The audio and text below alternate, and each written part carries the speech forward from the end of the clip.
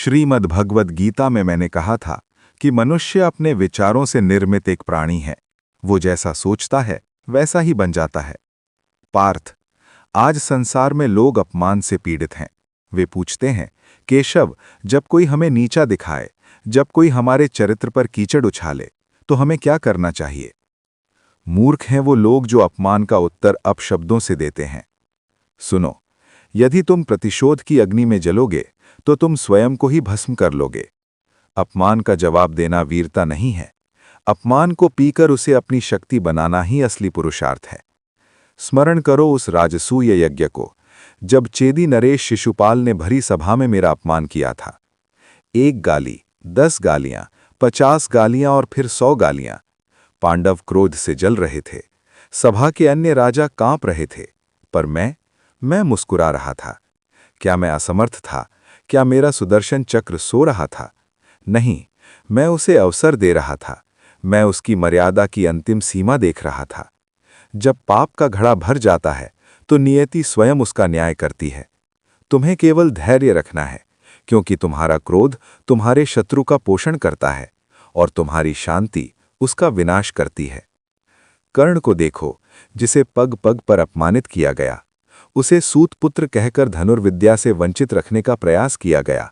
उसे राजसभा में दुर्योधन का दास कहा गया। पर क्या कर्ण रुक गया? नहीं, उसने अपने अपमान को अस्त्र बनाया।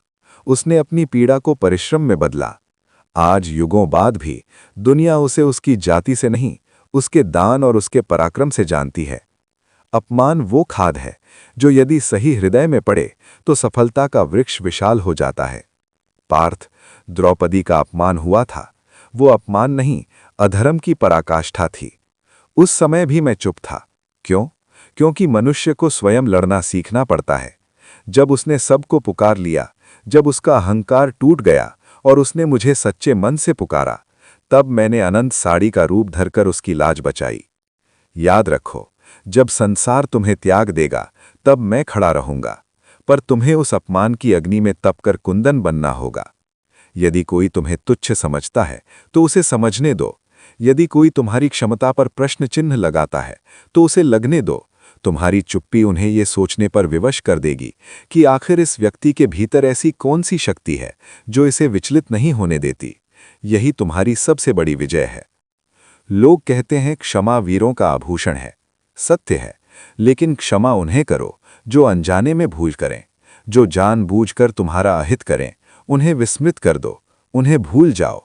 उन्हें अपने मस्तिष्क में स्थान देना उनका सम्मान करने के बराबर है। उन्हें इस योग्य भी मत समझो कि तुम उनके बारे में सोचो।